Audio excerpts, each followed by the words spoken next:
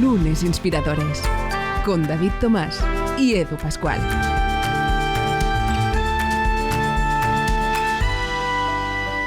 ¿Qué tal? Bienvenidas, bienvenidos a Lunes Inspiradores, hoy en un nuevo capítulo donde tendremos ocasión de nuevo, si nos acompañáis, de abrir la biblioteca de Lunes Inspiradores, la biblioteca inspiradora, donde, bueno, cada vez tenemos menos hueco tenemos que montar otra estantería. David Tomás, ¿cómo estás? Bienvenido.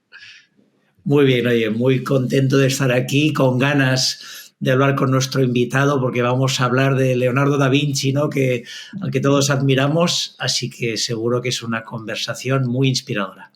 Desde luego, exactamente. Y hablábamos de estanterías. Si tenéis ocasión de ver este podcast en formato vídeo, si estáis escuchando, luego lo veis en vídeo en el canal de YouTube de Lunes Inspiradores, donde os invitamos a que os suscribáis, pues veréis que nuestro invitado de escribir sabe, de lo que nos viene a contar también, pero de estanterías pues también. Porque Javier Cantera, ¿cómo estás? Bienvenido. Muchísimas gracias. Aquí estamos de Lunes Inspirado. Hombre, desde luego. Oye, menuda cantidad de estanterías tienes detrás, bueno, que de alguna forma, en algún sitio tienen que caber todos esos libros, ¿verdad? Sí, no, bueno, cada uno, yo lo llamo la celda mística, ¿no? Porque tengo aquí 15.000 libros, ¿no? Y me encanta, cada uno tiene su vicio, ¿no? Yo soy un vicioso de leer todos los días. Llevo a la de que leo un libro al día, con lo cual, pues, esa es mi dieta. Pues imagínate, madre mía. Oye, pues qué envidia. Nos puedes hasta explicarnos cómo gestionar el tiempo también, ¿eh? Porque ya me encantaría a mí también. Bueno, sea como sea, los libros dan esa calidez, ¿no? Y esa sensación de bienestar, estar rodeado de ellos y aprender de ellos, obviamente, y disfrutar de una buena lectura. Pero bien, hoy, como bien explicaba David Tomás, pues aprenderemos, oye, cómo sería si Leonardo da Vinci fuera tu CEO. Ese es el título que es, sin duda, más que sugerente, ¿no? Así que, bueno, en nada vamos contigo, Javier, para descubrir cómo son tus lunes, pero antes toca saber cómo es el reto líder de esta semana. David, por favor. Pues venga, Edu, vamos por nuevo reto líder. Imagínate que te pregunto qué consejo te darías a ti cuando tenías 10 años menos. ¿Qué te dirías? ¿No? Piénsalo un momentito, date nada, un momento para pensar y coge lo primero que te venga. No, seguro, Edu, que tú ya lo tienes. Pues bien, la idea es que este reto que nos daríamos a nosotros hace 10 años seguramente es el que nos tenemos que aplicar hoy. Así que esta semana asegúrate de aplicar ese consejo en todo lo que hagas. Desde luego, el consejo en todo lo que hagas. Pues bien, nuestro invitada asentía. También nos gustará saber qué le parece el reto líder que nos plantea David Tomás esta semana. Javier, adelante. Bueno, a mí me encanta. Es decir, la vida se hace por retos, ¿no? Y muchas veces la gente piensa que los retos siempre están ubicados en el futuro, pero no hay futuro sin pasado. Si no tienes un retos de pasado que pienses en tu futuro, nunca vas a poderlo desarrollar. Por tanto, bienvenido retarnos continuamente. Exactamente, esa es buena. Y David lo hace ya desde hace muchísimos meses y lo podéis compartir en vuestras redes sociales etiquetándole a él, que él, pues obviamente feliz de que compartáis y de que pongáis en práctica, como no, sus retos líderes. Pues bien, ahora toca saber cómo son tus lunes, Javier. ¿Qué es para ti un lunes? El día mejor de la semana. Es decir, yo creo que la palabra empezar continuamente es un reto para mí muy maravilloso. Creo que lo bueno que tienen los domingos por la tarde es que viene el lunes y siempre lo he dicho, ¿no? Creo muchísimo en que la vida hay que vivirla disfrutándola a pocos sorbos y empezando cada semana, digamos, pensando de que qué suerte tengo de empezar esta semana y de poder trabajar todo lo que puedo trabajar. Decía Leonardo da Vinci que nunca se cansaba de ser útil. Era una frase que a mí me encanta, ¿no? Y yo creo que nunca me cansaré de tener los lunes para poder empezar cosas nuevas en la semana. Pues ahí está, y con Leonardo da Vinci, que menudo uno era Leonardo da Vinci, ¿verdad, David? Así que, bueno, vamos a por la charla que hoy no tendrá desperdicio alguno. Adelante. Sin duda, pero oye, qué buena definición, que los domingos en realidad sirven para darnos cuenta, ¿no? de lo bueno que es el lunes, ¿no? Y de que podemos empezar una semana con ganas, con fuerza y sobre todo lo que decías, sirviendo, ¿no? Siendo útiles a otras personas, ¿no? y a nosotros mismos. Venga, arrancamos con tu trayectoria. A ti te gusta reivindicarte como palentino, ¿verdad? Que sigues uno de tus estándares. que llevas siempre la bandera. Oye, cuéntanos un poco esos orígenes, ¿no? ¿Cómo te marcó el ser palentino? También cómo te marcó tu familia, los valores, para luego tener el éxito que has tenido a nivel profesional. Bueno, el éxito no es solamente un valor profesional, es un valor total, ¿no? Yo digo que nadie tiene éxito si no se desarrolla personalmente, ¿no? Obviamente los orígenes humildes de pueblo, de empezar desde muy abajo, pues te marcan, ¿no? Y más un carácter castellano, duro, austero, del pan y el vino, de ser muy pegado a lo aplicado, a lo práctico, a las pequeñas cosas que hay que hacer cada día para conseguir los grandes ideales, ¿no? Y bueno, me marcó mucho. Mis padres se vinieron, yo con muy poco tiempo estuve aquí en Madrid, pero tengo una gran fuerza de raíces palentinas y empezamos tan abajo que yo vivía en una trastienda. Eso poca gente lo puede decir, porque mi padre no tenía dinero para tener un piso, entonces cogieron una pequeña tienda y en la trastienda vivíamos. Yo sabía que no podía pasar a partir de un determinado sitio porque ya era la tienda y había público, ¿no? Y eso, quieras que no, también te marca, ¿no? Cuando yo decidí estudiar psicología, mi padre en un momento dado me dijo, mucha psicología, pero lo que tienes que aprender es cómo vender en la tienda, que seguro que te va a dar más psicología que la multitud de libros que puedas leer. Bien, hombre, orgulloso de tus orígenes, modestos, pero claramente con valores muy arraigados de trabajo y de querer ser lo que eres, auténtico. Es decir, ni pensar que eres mejor ni eres peor. Yo creo que mi padre me enseñó mucho que hay que ser auténtico, hay que ser tú mismo y con esa autenticidad pues ir por la vida dando tu palabra. Que para mí, como decía mi abuelo, son los 5 abogados que tengo, que son los 5 dedos de mi mano, y él lo decía muy claramente cuando daba la mano, daba 5 abogados que eran sus 5 dedos, ¿no? Y con esos valores pues nos hemos construido, obviamente con muchas experiencias en muchos sitios y con muchos avatares. Oye, justamente el estudiar psicología es algo que tenías claro. ¿Fue por influencia de alguien de tu entorno que te llevó? Porque tampoco era tan normal, tampoco había tantos psicólogos. Y más cuando quise ser psicólogo industrial o psicólogo del trabajo, que no había. Vamos a ver, yo quise ser psicólogo a los 14 años, fruto de un libro que leí que se llama Introducción a la Psicología de Miller, que todavía ahora se acaba de reeditar en Alianza. Leí ese libro y además me surgió en una discoteca, porque yo era de los que iba a la discoteca a veces con libro, ¿no? Porque fíjate cómo me aburría. Y en una discoteca leyendo el libro de Miller dije, yo quiero influir de otra forma. Mi padre se llevó un disgusto porque, claro, en mi familia no había habido gente que estudiara y yo saqué muy buena nota, una selectividad, una nota muy alta. Y cuando le dije que quería ser psicólogo, mi padre decía, primero, que era psicólogo, no lo sabía, y en segundo lugar, pues él pensaba que yo iba para abogado del Estado, pero al final soy muy conforme, creo que después estudié Derecho, pero a mí el doctor en Psicología, que al final lo hice, es lo que más me ha enseñado y soy psicólogo vocacional y siempre seré psicólogo. El ser psicólogo es una visión de la vida. Te orientas hacia el mundo de la empresa, ¿no? Desde el minuto 1, ¿no? En compañías como Telefónica, ¿no? Luego otras grandes empresas.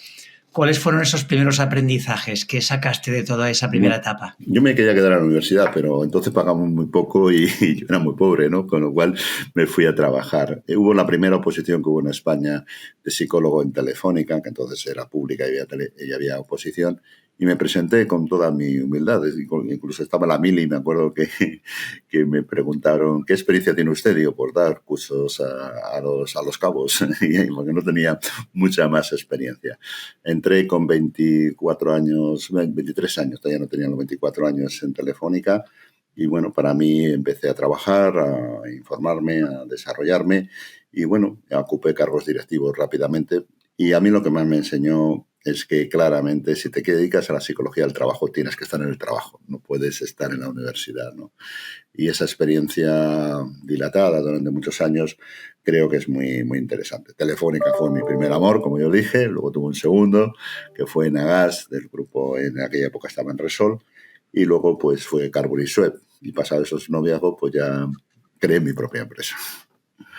Pues Javier, ¿y cómo fue arrancar tu propia empresa? Cuéntanos cómo fue hacer el salto de una compañía multinacional a crear tu propia empresa. Pues los avatares de la vida. En aquel momento me quedé viudo con 2 niños, una niña de 10 años y otro de 7, y entonces tuve que tomar una decisión vital, que fue pues crear mi propia empresa para estar más cerca de mis críos. Y bueno, lo que fue en esa aventura, yo siempre había tenido un espíritu emprendedor, había participado en varias empresas ya desde el principio. Fue para mí definitorio y fue un gran paso en sí mismo, ¿no? Yo creo que soy un empresario nato y neto y me encanta ser empresario, independientemente de que no sea muy habitual en un perfil de psicólogo ser empresario, ¿no? Pero bueno, en mi caso creo que es una amalgama, fruto de mi padre, que fue empresario, mi abuelo también, y bueno, empresarios obviamente de lo que podían ser en aquel momento, ¿no? Claro. La visión emprendedora, que es lo que a mí me encanta. Exacto, ¿no? Esa actitud emprendedora.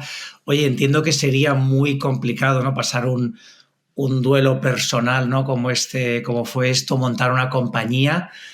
¿Qué sacas de todo aquello? ¿Qué has Pues aprendido? muchos aprendizajes y muy bien. Yo tuve durante 4 años, porque luego me he vuelto a casar y tengo otros 2 hijos, ¿no? Y obviamente esos 4 años que estuve creando la empresa, empezando la empresa y estando viudo, pues la verdad sea dicha, fueron años de mucho trabajo, pero a su vez también de mucho desarrollo personal, en el cual tuve que trabajar pues desde aprender a planchar, que no sabía planchar, hasta evolucionar mentalmente en muchos elementos. Posteriormente, pues conocí a mi actual mujer siendo alumna mía en el Instituto de Empresa y obviamente pues también psicóloga y persona que hemos formado una gran familia con mis 4 hijos, mis 2 del primer matrimonio y mis 2 de este segundo matrimonio. Oye, la compañía pues fue muy bien, fue creciendo, pero llega un momento que decides incorporarte a un gran grupo como es Auren. ¿Cómo fue todo ese proceso de ser Bueno, tú una yo me compañía? planté con 58 años, con 100 y pico personas a tu cargo, y yo decía, ¿qué hago yo? Me voy. Y miré hacia atrás, no había mucha gente que tirara tan del carro, fíjate, por mi perfil un poco más comercial, que yo estaba todo el día en la calle hablando con uno, con otro. Y entonces me acerqué a Auren, donde el socio fundamental le conocía para pedirle consejo, y entonces fue el que me dijo, oye, ¿por qué no te vienes aquí? Me montas el área de consultoría. Y yo lo vi bien porque, entre otras cosas, me ha posibilitado que ahora, siendo presidente de Auren Consultoría, pues pueda dedicarme a escribir, a hacer otra serie de cosas y, a su vez, dar una salida a las 100 y pico personas. Yo creo que los empresarios tenemos que ser muy responsables con las personas y para mí, cuando me dices uno es empresario, es cómo gestiona a sus personas. Y para mí eso es básico, ¿no? Y ahora están integradas 100 y pico personas, ahora somos 1.500 en el grupo Auren en España, más todo lo que hay.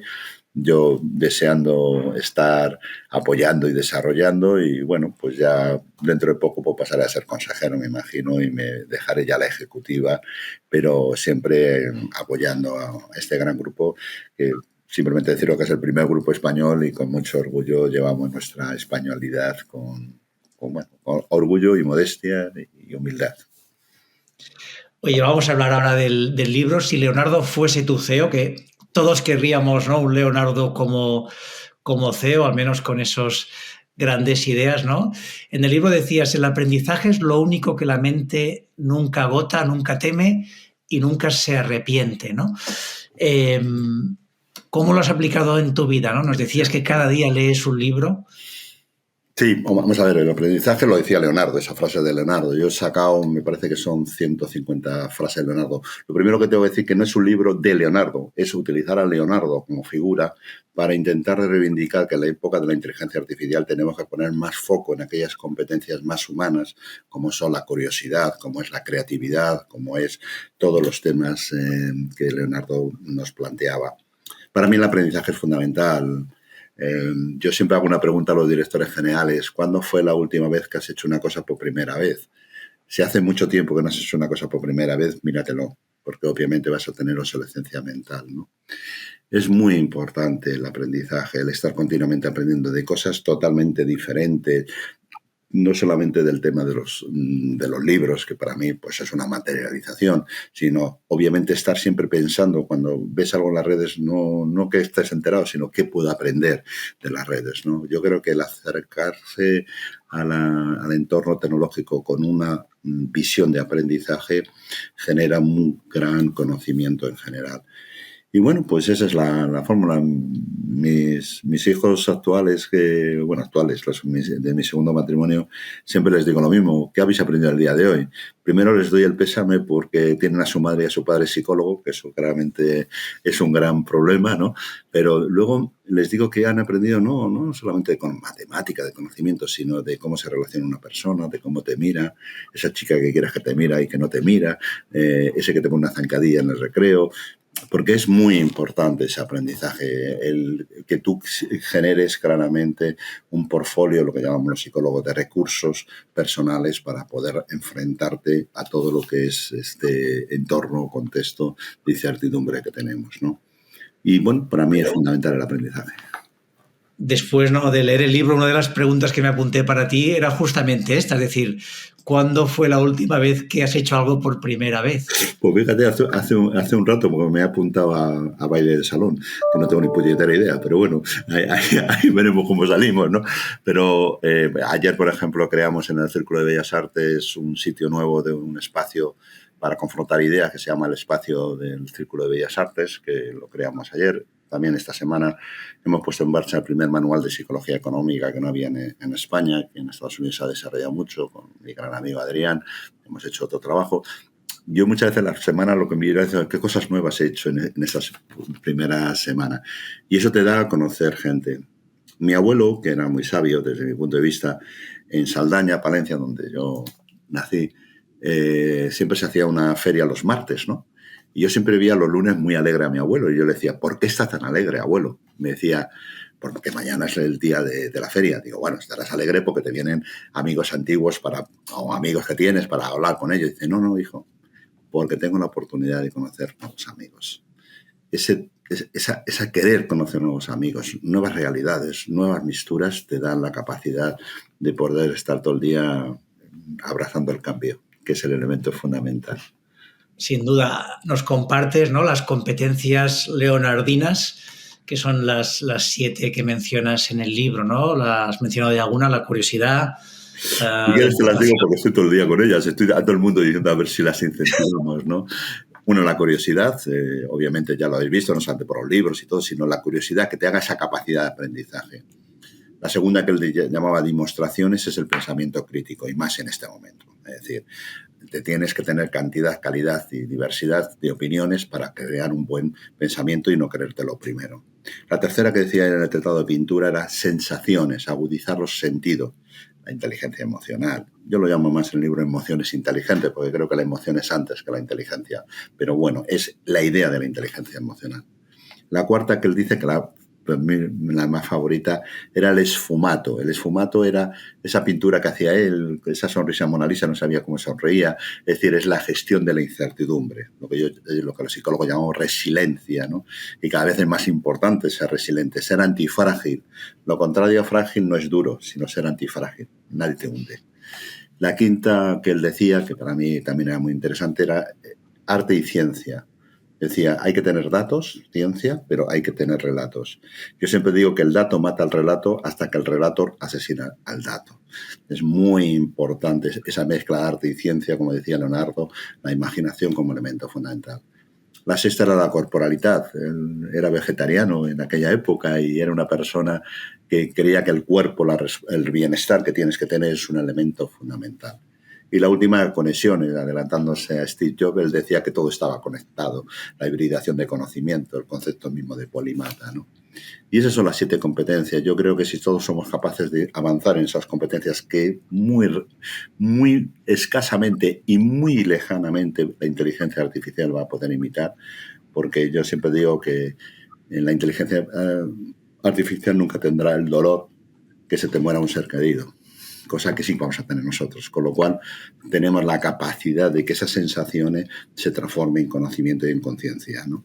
Por lo tanto, eso es lo que intento decir en el libro. Potenciemos nuestro lado más leonardino si queremos competir en este mundo rodeado de inteligencia artificial. Y que creo que cada vez las emociones serán más importantes, ¿no? Porque justamente, pues, el conocimiento estará allí, lo tendremos disponible, ¿no? Pero la emoción es difícil que de momento una máquina nos la pueda compartir. Luego yo creo que también el otro gran punto que hablas también en el libro es el pensamiento crítico, ¿no? Es decir, al final ser capaz de discernir, que a lo mejor en la educación a veces nos falta, ¿no? Y saberte las capitales del mundo es importante, pero saber luego también tener esa capacidad, ¿no? Pues de identificar, pues esto, ¿no? De cuestionarte ciertas formas de vivir o ciertas preguntas. En tu caso, ¿cómo has desarrollado el pensamiento crítico y cómo has hecho para que tus colaboradores, que son más de 100, lo desarrollen?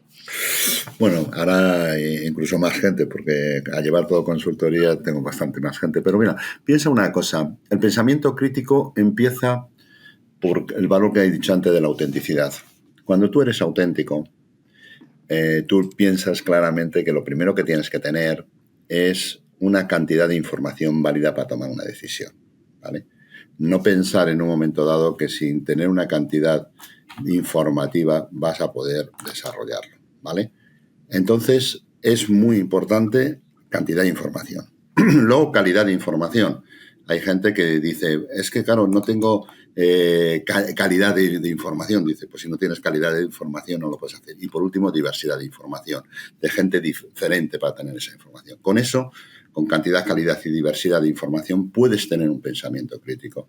Yo siempre digo lo mismo, no sé que vengan de un entorno castellano de desconfianza, pero no confío en la opinión del experto, el único y una determinada forma. Y luego la diversidad es un elemento básico. Cuando yo empezaba en Telefónica, todos eran hombres, ingenieros de telecomunicación, gente que tenía, pues había estudiado en la misma universidad, que a su vez eran todos del Real Madrid. Es decir, eran todos uniformes, ¿no? Con lo cual teníamos un pensamiento crítico mucho menor. Ahora mismo, con diferentes generaciones, diferentes géneros, diferentes formas de pensar la vida, qué suerte tenemos de poder desarrollar el pensamiento crítico, ¿no? Y esa es un poco la idea. Oye, también dices esto, ¿no? Leonardo decía, se ama lo que se conoce, ¿no? Y a veces, pues esto, ¿no? Pensamos que, bueno, pues que este tema no es interesante, pero a la que te vas metiendo poco a poco, le vamos desarrollando ese interés, esas ganas, ¿no? Y vamos amando esa temática. ¿Cómo podemos aplicar esta idea en nuestro día a día, ¿no? El realmente, a través del conocimiento, amar las cosas que hacemos. Vamos a ver, él no se basaba en un conocimiento matemático de la realidad. Él siempre se basaba en la realidad. Es decir, él veía volar a un ave y se planteaba que por qué volaba. Se planteaba por qué tenía esas alas, por qué tenía ese plumaje, por qué tenía esa configuración esquelética. Es decir, iba el porqué del porqué. Es un conocimiento radical, un conocimiento profundo. Él decía mucho aquello de la curiosidad radical, ¿no? Es decir, no hay que ser curioso solamente por saber una cosa, que eso pasa hoy día en las redes. Parece que la gente lo que quiere es saber qué pasa, pero no profundizar por qué pasa, ¿no? Que tenemos que estar en una visión muy de por qué y muy poco de cómo y de qué es, ¿no? Entonces yo creo que ese es el gran problema. Vas a amar cuanto más conozcas los porqués de la vida, ¿no? Y eso es un elemento que Leonardo te lo da, pero muy claramente, ¿no?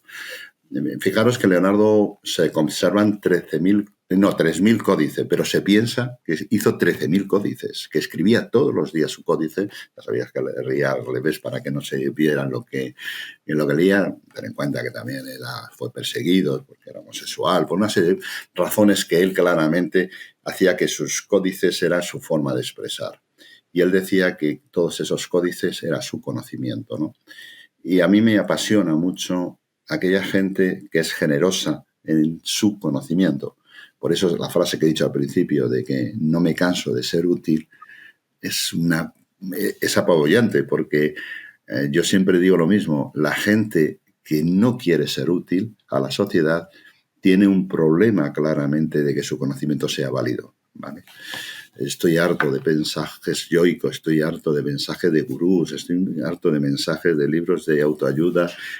Yo los llamo libros yogur, que se consumen y tienen fecha de caducidad, ¿no? Yo creo que hay que ir más a a lo que es el conocimiento. Por eso destaco tanto la ciencia psicológica, todas las investigaciones que se hacen desde la ciencia para poder valorar exactamente los comportamientos organizacionales o los comportamientos de la gente. Si leéis el libro veréis multitud de referencias a psicólogos que han trabajado claramente todos estos temas, ¿no? Y bueno, para mí conocer me ha hecho mejor persona. Con lo cual, cuanto más conozco, más creo que llego a ese objetivo mío actual, básico, mi propósito de vida, que es ser la mejor persona posible que salga de mí, ¿no? Y eso es muy interesante porque Leonardo me lo ha dado. Bueno, y luego también no hemos hablado, pero también eres tintinólogo, luego comentamos un momento, pero siguiendo con el libro y con Leonardo, no hablas del líder que tiene bienestar. Y claro, a día de hoy confundimos mucho el bienestar hedónico con el de propósito, que en el libro nos lo detallas y lo cuentas perfectamente. Yo creo que ese es un error que es importante, porque al final, ¿no? Cuando estamos en ese bienestar hedónico parece, bueno, pues que todo tiene que ser inmediato, que buscamos solo el placer, pero ahí no está el bienestar, ¿no? Cuéntanos un poco tu punto de vista. Bueno, en un libro anterior, hace 2 años, escribí La salud mental en la empresa, el concepto de bienestar, ¿no? Todo el mundo va hacia el bienestar hedónico, que es condición necesaria. Es decir, si no tienes unas condiciones laborales adecuadas, no tienes una mínima conciliación, no puedes tener bienestar. Pero luego lo que es fundamental es el bienestar de propósito. Es decir, es un término que yo me inventé, el bienestar de propósito, y luego me inventé hasta una palabra, el bien ser, que no existe, ¿no? Pero la idea de que el bienestar solidificado te genera un bien ser, ¿no? Y desde mi punto de vista, el bienestar de propósito es llegar a tener claramente una visión muy diferente de lo que es en este momento el bienestar entendido hedónicamente, que es que tú, ¿qué quieres ser de mayor? Es la pregunta básica. ¿Dónde quieres estar? ¿Qué quieres trabajar tu propósito? ¿Qué quieres llegar a ser, ¿no? Con todas esas variables generas un entorno muy positivo de tu bienestar. Yo decía ahí los elementos más importantes. El elemento no es solamente que tú tengas bienestar por condiciones laborales, porque entonces muchas veces porque hay tanta gente con mala salud mental y tiene buenas condiciones laborales, es porque no se está realizando, porque no está consiguiendo su propósito. Por lo tanto, es muy importante tu crecimiento personal al lado de tu crecimiento profesional, ¿no? Hay mucha gente que crece mucho profesionalmente y no crece personalmente y tiene que ir unido a ambas dos cosas. A mí me apasiona todo el tema del bienestar porque la gente intenta pensar que el bienestar es comer sano, hacer ejercicio, que es elemento básico para tener bienestar, pero no es lo único. El bienestar está aquí y el bienestar hay que trabajarlo mentalmente. Y en el libro este anterior que escribí, pues oye, verdaderamente insisto mucho en ese tema del bienestar de propósito, que aquí esbozo en un momento dado. Pero que Leonardo era un avanzado. Leonardo creó el primer restaurante vegetariano que lo tuvo que cerrar porque fracasó. Además lo hizo con otro pintor, ¿no? Fracasó porque, claro, en aquella época, a ver quién entendía comer vegetarianamente, pero él lo que empezó a pensar es el tema. Y hay muchos mitos sobre Leonardo. Por ejemplo, se decía que dormía poco y es falso, dormía bastante y encima dormía siesta, porque le encantaba dormir la siesta y él había hecho un análisis de que se encontraba mucho mejor en su conocimiento con esa siesta, que además la detalla como la siesta de sofá española, es decir, esos 20 minutos de cerrar los ojos con un ruido externo, que en nuestro caso habitualmente suele ser la televisión, que te deja en ese lado adecuado de ensoñación, ¿no? Por lo tanto, para mí creo que es básico el bienestar y Leonardo para mí era un referente en ese concepto de bienestar. Oye, y luego un tema importante, ¿no? Porque vivimos, como decías, en una sociedad, pues esto, que busca un poco el hedonismo, que todo sea fácil, pero en la vida al final siempre hay retos, hay dificultades, hay conflictos. ¿Cómo te ha ayudado a ti, Leonardo, por ejemplo, a gestionar el conflicto y a mejorar, ¿no? Además de que eres psicólogo y con lo cual tienes muchos más inputs.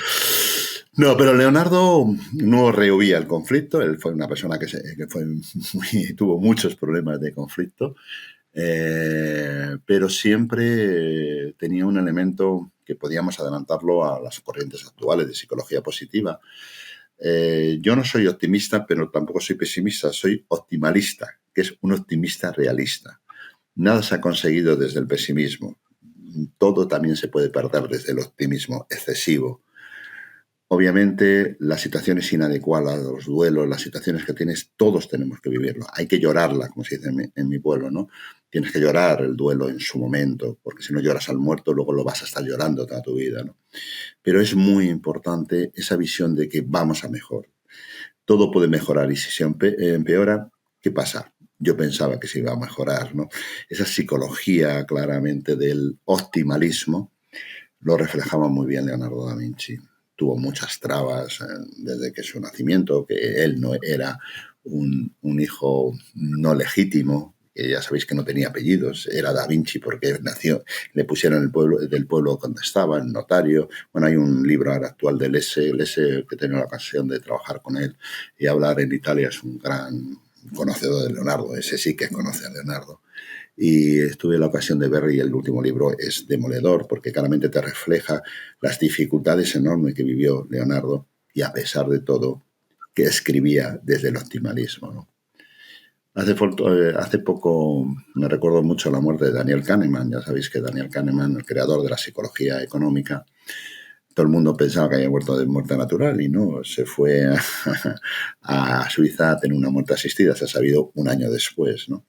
Y Daniel Kahneman, lo único que le decía cuando ya iba para Suiza y pasó unos días en Francia a su mujer, y su mujer decía, ¿qué quieres hacer? Porque ya sabían que iban a Suiza a la muerte asistida. Y dijo Daniel Kahneman, ser feliz y voy a ver qué aprendo.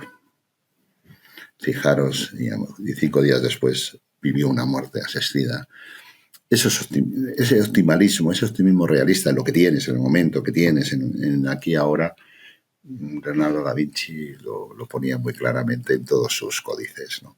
Por lo tanto, yo creo que los conflictos existen, los conflictos hay que encarar, un término español que a mí me encanta, encarar, poner cara al conflicto, enfrentarte al conflicto, pero siempre con optimismo porque lo vamos a resolver, porque si no, obviamente no se va a resolver. Exacto, esa actitud, un poquito más de optimismo que de pesimismo, ¿no? Y pensar que al final lo que va a pasar, pues oye, es lo que tiene que pasar y ¿por qué no? Pues es bueno, ¿no? Tener un poco esa actitud. Hemos hecho un buen repaso de Leonardo. ¿Hay alguna idea que te quede que quieras comentarnos final? Bueno, a mí cuando la gente me dice el libro, qué implica y todo el tema, yo siempre digo lo mismo.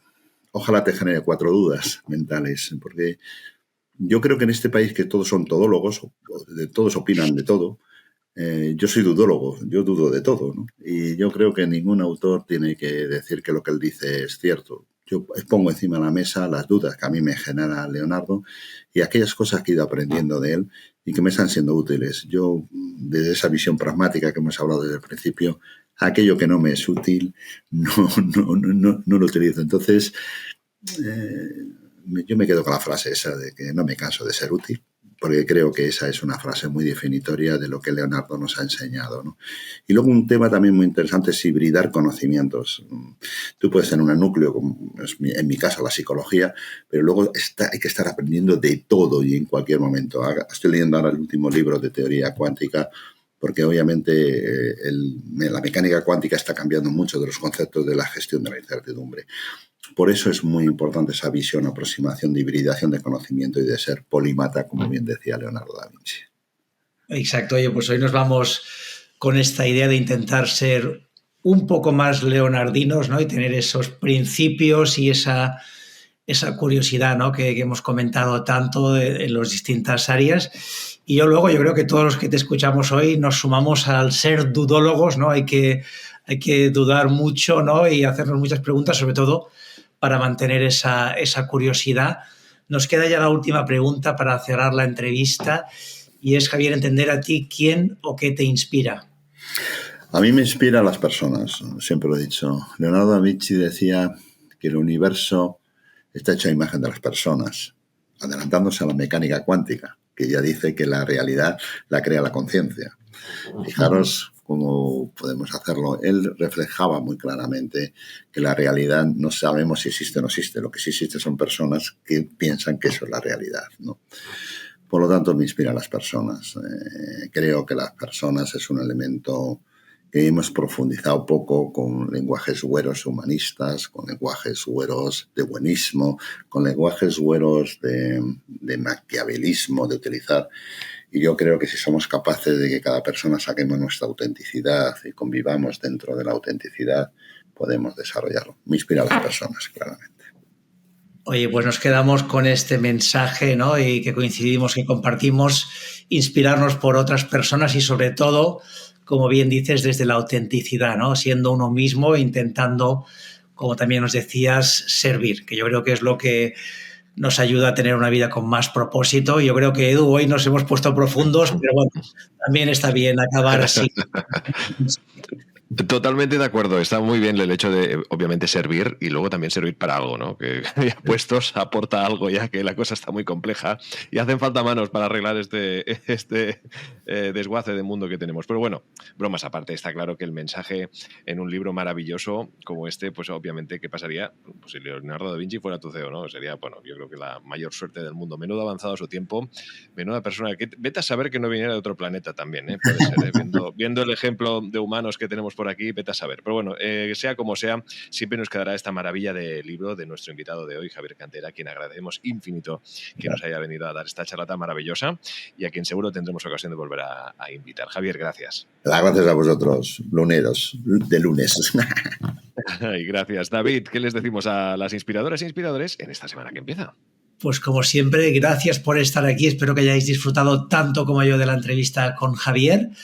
Acordaros del reto líder, haceros la pregunta de qué consejo me daría a mi yo de hace 10 años y lo que se trata esta semana es de aplicártelo a ti mismo porque seguro que te sirve para tener una semana más productiva, más eficiente y sobre todo más feliz.